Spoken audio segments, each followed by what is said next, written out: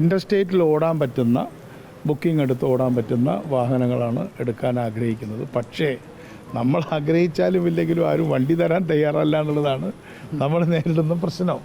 അതാണ് real problem. വലിയ ചൂഷണമാണ് നടക്കുന്നത്. വലിയ ഫ്ലെക്സിബിൾ റേറ്റ് എന്ന് പറഞ്ഞിട്ട് ബാംഗ്ലൂരിൽ നിന്നൊക്കെ ഇവിടെ വരുന്നതിനൊക്കെ 3000-4000 അല്ലേ, നിങ്ങൾക്കറിയാമല്ലോ.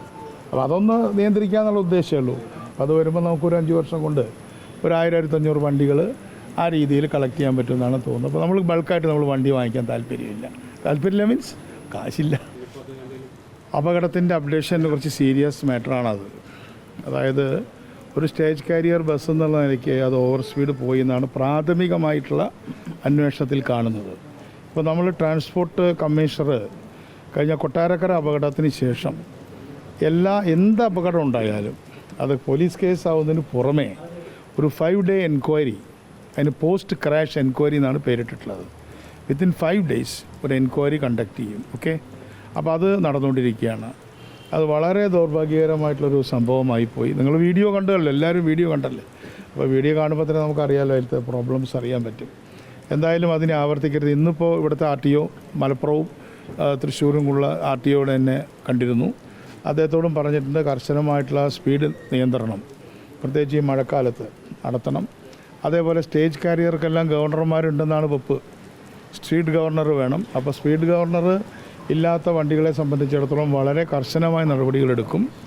ഇപ്പോൾ ഈ ഹൈവേയിൽ സ്പീഡ് കൂട്ടാമെന്നുള്ളതിൻ്റെ പേരിൽ അവർ പലപ്പോഴും ഹൈവേ കൂടെ അങ്ങ് പോവുകയാണ്, താഴെയുള്ള റോഡിൽ കൂടെ പോകുന്നില്ല. അപ്പോൾ അതിനെ സംബന്ധിച്ച് നമുക്കൊരു ഡിസിഷൻ ആവശ്യമുണ്ട്. എന്തായാലും വളരെ ഗൗരവത്തോടെ ഗവൺമെൻറ് കാണുന്നുണ്ട്. അത്രയാണ് അതിനെക്കുറിച്ച് പറയാനുള്ളത്. ഏതാണ്ട് 2000-ലധികം ബസ്സുകൾ ഈ പിൻവലിക്കാൻ പോകുന്നു, അതായത് കാലാവധി കഴിഞ്ഞ് പിൻവലിക്കാൻ പോകുന്നു എന്നുള്ളൊരു വാർത്ത വന്നു. അതിൽ തന്നെ 1200-ലധികം ബസ്സുകൾ ഈ വരുന്ന സെപ്റ്റംബറിൽ പിൻവലിക്കേണ്ടി വരുന്നൊരു സാഹചര്യമായിരുന്നു. നിലവിൽ ഈ സാഹചര്യത്തിൽ അതായത് ഇനി ഇപ്പോൾ പുതിയ ബസ്സുകൾ കടമെടുക്കുക, അതായത് വാടകയ്ക്ക് എടുക്കുന്നതിന് വേണ്ടി ഇപ്പോഴത്തെ സാമ്പത്തിക സ്ഥിതിയിൽ അത് സാധിക്കുമോ, അല്ലെങ്കിൽ KSRTCനെ അതൊരു വലിയ തരത്തിലേക്കുള്ള പ്രതിസന്ധിയിലേക്ക് നീങ്ങുമോ ഈ ഒരു സാഹചര്യത്തിൽ? ഇതെല്ലാം ഇപ്പോൾ താങ്കൾ ചോദിച്ച ചോദ്യങ്ങളെല്ലാം അല്പം കൂട്ടിക്കുഴയ്ക്കപ്പെട്ടതാണ് ദൗർഭാഗ്യവശാൽ. ഇതിൽ നമ്മൾ വാടകയ്ക്ക് എടുക്കാൻ ഉദ്ദേശിക്കുന്നത് സാധാരണ ബസ്സുകളല്ല. ഇപ്പോൾ ഓണം വെക്കേഷനും അതേപോലെ തന്നെ ശബരിമലയും പ്രമാണിച്ച് നമുക്ക് കുറച്ച് നല്ല ബസ്സുകൾ, നമ്മൾ ലക്ഷറി എന്നുള്ള വാക്കാണ് ഉപയോഗിക്കുന്നതിന്, ആ വണ്ടികളുടെ എണ്ണത്തിൽ നമുക്ക് കുറവുണ്ട്. അപ്പോൾ ഞാൻ ഇന്നലെ കണ്ണൂരിൽ പറഞ്ഞത് ഒരല്പം ആശയക്കുഴപ്പം ഉണ്ടാക്കിയിട്ടുണ്ടോ എന്ന് എനിക്ക് അറിഞ്ഞുകൂടാ. അപ്പോൾ അത്തരം ബസ്സുകളുടെ സ്റ്റോക്ക് വളരെ കുറവാണ്. അടുത്ത കാലത്തായിട്ട് കുറച്ച് ബസ്സുകൾ മാത്രമേ നമ്മൾ സ്റ്റോക്കിൽ ആഡ് ചെയ്തിട്ടുള്ളൂ. കഴിഞ്ഞ കുറച്ച് വർഷമായിട്ട് കാര്യമായിട്ടുള്ള ബസ്സുകൾ ഈ സെക്ടറിൽ വാങ്ങിയിട്ടില്ല. ബാക്കി ഇപ്പോൾ സ്വിഫ്റ്റിനൊക്കെ വേണ്ടിയിട്ടുള്ള വണ്ടികൾ വാങ്ങിയിട്ടുണ്ട്. അപ്പോൾ ഇന്നലെ ഞാൻ പറഞ്ഞതിൽ കുറച്ച് അവ്യക്തത എനിക്കും തോന്നി. അപ്പോൾ അതുകൊണ്ട് വളരെ വ്യക്തമാക്കാൻ ആഗ്രഹിക്കുകയാണ്, നമ്മൾ വാടകയ്ക്ക് എടുക്കാൻ ഇപ്പോൾ നമ്മൾ ആഗ്രഹിക്കുന്നത് ഇൻ്റർസ്റ്റേറ്റിൽ ഓടാൻ പറ്റുന്ന ബുക്കിംഗ് എടുത്ത് ഓടാൻ പറ്റുന്ന വാഹനങ്ങളാണ് എടുക്കാൻ ആഗ്രഹിക്കുന്നത്. പക്ഷേ നമ്മൾ ആഗ്രഹിച്ചാലും ഇല്ലെങ്കിലും ആരും വണ്ടി തരാൻ തയ്യാറല്ല എന്നുള്ളതാണ് നമ്മൾ നേരിടുന്ന പ്രശ്നം. അതാണ് റിയൽ പ്രോബ്ലം. അതുകൊണ്ട് നമ്മൾ ആഗ്രഹിച്ചിട്ട് എന്താ കാര്യം? അപ്പോൾ അതുകൊണ്ട് ഞാൻ അവരോട് പറയുന്നത് അവർക്ക് വേണ്ട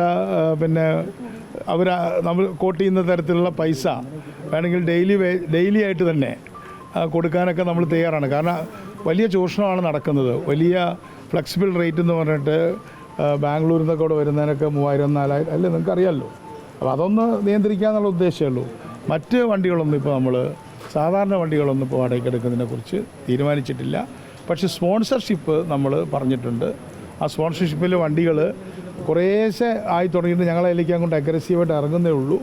പിന്നെ MLAമാരുടെ ഫണ്ടിൽ നിന്ന് വണ്ടി വാങ്ങിച്ചു തരാനായിട്ട്, അതേപോലെ തന്നെ പഞ്ചായത്തുകൾക്കോ മുനിസിപ്പാലിറ്റികൾക്കോ നമുക്ക് വണ്ടി വാങ്ങിച്ചു തരാനായിട്ടുള്ള ഫയലുകൾ നീങ്ങിക്കൊണ്ടിരിക്കുകയാണ്. അപ്പോൾ അത് വരുമ്പോൾ നമുക്കൊരു 5 വർഷം കൊണ്ട് ഒരു 1000-1500 വണ്ടികൾ ആ രീതിയിൽ കളക്ട് ചെയ്യാൻ പറ്റുമെന്നാണ് തോന്നുന്നത്. അപ്പോൾ നമ്മൾ ബൾക്കായിട്ട് നമ്മൾ വണ്ടി വാങ്ങിക്കാൻ താല്പര്യമില്ല മീൻസ് കാശില്ല. അതാണ് മെയിനായിട്ടുള്ള അത് പറഞ്ഞല്ലോ ഞാൻ. അല്ല, അത് ഞാൻ പറഞ്ഞല്ലോ, എനിക്ക് കൺവെൻഷൻ ഉദ്ഘാടനം ചെയ്യേണ്ട ഒരു സമയമായതുകൊണ്ട് എല്ലാവരും സഹകരിക്കുക. Thank you very much.